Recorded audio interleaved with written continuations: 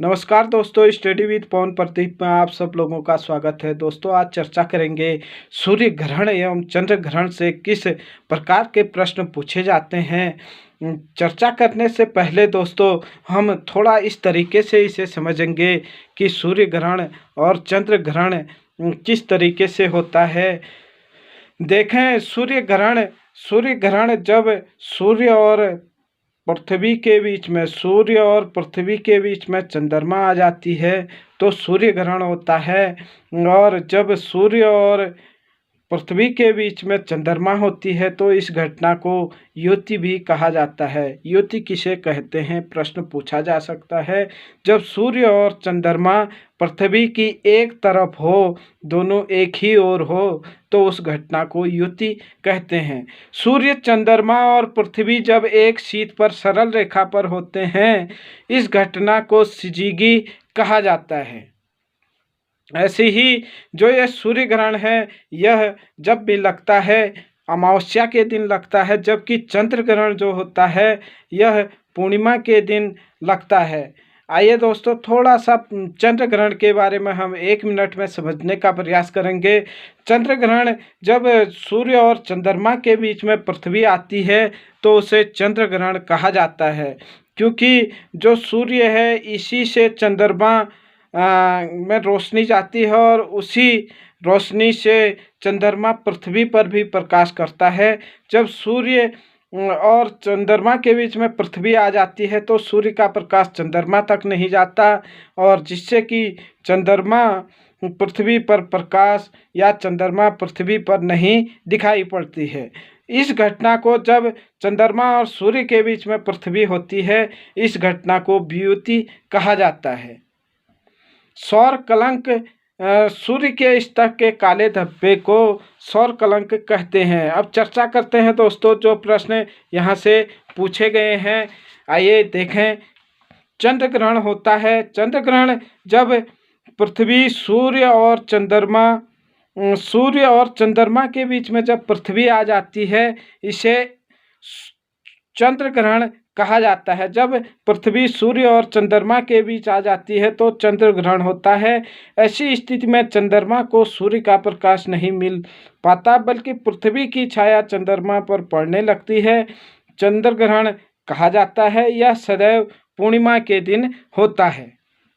उसके बाद देखें अगला प्रश्न, सूर्य से पृथ्वी तक प्रकाश आने में लगभग कितना समय लगता है। 8 मिनट 16 सेकंड का समय लगता है, जो कि एनसीईआरटी कक्षा 6 की किताब में स्पष्ट लिखा गया है। आगे देखें कि सूर्य ग्रहण कब लगता है। सूर्य ग्रहण दोस्तों हमने पहले देखा था कि सूर्य ग्रहण अमावस्या को लगता है और चंद्र ग्रहण पूर्णिमा को लगता है। उससे आगे प्रश्न देखें, जब सूर्य तथा चंद्रमा पृथ्वी के एक ओर स्थित होते हैं, तब उस स्थिति को निम्नलिखित में से किस नाम से जाना जाता है। युति नाम से जाना जाता है। जब पृथ्वी इधर हो और चंद्रमा और सूर्य दोनों उसके एक तरफ हो तो उस स्थिति को युति कहा जाता है। सिजिगी जब सूर्य, चंद्रमा और पृथ्वी एक शीट पर हो, एक सरल रेखा पर हो। वियुति जब सूर्य और चंद्रमा के बीच में पृथ्वी आ जाती है, उस घटना को वियुति कहा जाता है। उपभू दोस्तों, चंद्रमा जब पृथ्वी के निकटतम होती है उस स्थिति को उपभू कहा जाता है, और पृथ्वी से जब दूर होती है चंद्रमा तो उस स्थिति को अपभू कहा जाता है। आगे देखें दोस्तों, कुछ प्रश्न और हैं इसमें। मिलान वाला प्रश्न है, ग्रहों की जनिक स्थितियां और परिणामी ज्वार भाटा। सूर्य और चंद्रमा पृथ्वी के केंद्र पर जब समकोण की स्थिति में होते हैं तो उस स्थिति में लघु ज्वार आता है, और जब सूर्य, चंद्रमा और पृथ्वी एक सीधी रेखा में स्थित होते हैं तो उस स्थिति में दीर्घ ज्वार आता है।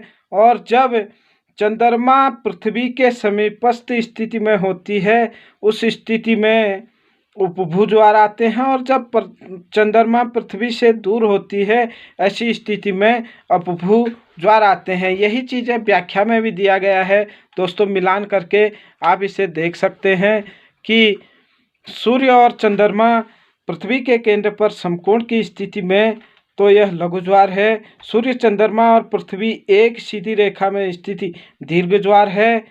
चंद्रमा पृथ्वी के समीप स्थित होती है उपभू ज्वार है, और चंद्रमा पृथ्वी से दूरस्थ स्थिति में होती है अपभू ज्वार होता है। अगला प्रश्न देखें, ग्रहण के दौरान पड़ने वाली छाया का सबसे काला भाग कहलाता है। सबसे काला भाग जो ग्रहण के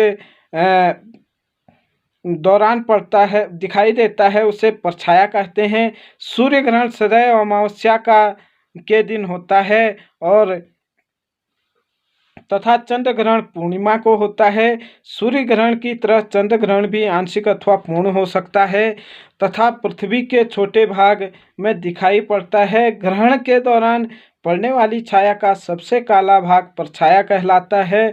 सूर्य ग्रहण के समय सूर्य के दिखाई देने वाले भाग को, सूर्य ग्रहण के समय जो सूर्य का भाग दिखाई देता है उसे सूर्य किरीट कहते हैं। प्रश्न पूछा जा सकता है कि जिस समय सूर्य ग्रहण होता है उस समय जो सूर्य का भाग दिखाई देता है उसे क्या कहा जाता है, तो उसे किरीट कहा जाता है, सूर्य किरीट कहा जाता है। अगला प्रश्न है, सौर कलंक क्या है या सौर कलंक है। सूर्य की स्थिति पर काले धब्बे जो होते हैं उन्हें सौर कलंक कहा जाता है। आगे देखें इसकी व्याख्या की दोस्तों। सौर कलंक प्रकाश मंडल के वे क्षेत्र हैं जहां का तापमान चतुर्थिक प्रदेश की तुलना में 1500 सेंटीमीटर कम होता है, सौर कलंक कहलाते हैं। ये कलंक सूर्य के 5 सेंटीग्रेड से 40 सेंटीग्रेड उत्तरी तथा दक्षिणी अक्षांशों के मध्य उत्पन्न होते हैं। इसके आंतरिक काले भाग को आम्ब्रा तथा चारों तरफ स्थित अपेक्षाकृत कम काले वाले भाग को पेनब्रा कहा जाता है।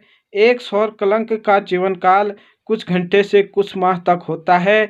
यह लगभग 11.1 वर्ष के समय अंतराल पर प्रकट होता है। आज का आखिरी प्रश्न है दोस्तों, एक चंद्र दिवस की अवधि होती है। एक चंद्र दिवस की अवधि 24 घंटा 52 मिनट होती है। चंद्रमा के एक दिन की अवधारणा पृथ्वी या अन्य ग्रहों से भिन्न है। चंद्र दिवस की अवधि 24 घंटे 52 मिनट की होती है, जिसके दौरान पृथ्वी चंद्रमा की सीध में स्थित बिंदु एक बार घूमकर पुनः चंद्रमा के ठीक नीचे उसी देशांतर या बिंदु पर पहुंच जाता है। देखिए दोस्तों, इसके अलावा एक चीज़ और है कि जब एक वर्ष का समय होता है तो एक वर्ष में ज़्यादा से ज़्यादा 7 बार ग्रहण लग सकता है, वह चाहे सूर्य ग्रहण हो या चंद्र ग्रहण हो। 7 बार लग सकता है एक वर्ष में, ज़्यादा से ज़्यादा। न्यूनतम की कोई सीमा नहीं है। किसी वर्ष 0 ग्रहण भी हो सकते हैं और किसी वर्ष अधिकतम होंगे तो 7 होंगे। दोस्तों, कैसा लगा ये वीडियो कमेंट में अपनी राय ज़रूर दें। लाइक शेयर कमेंट करने के लिए धन्यवाद। जय हिंद।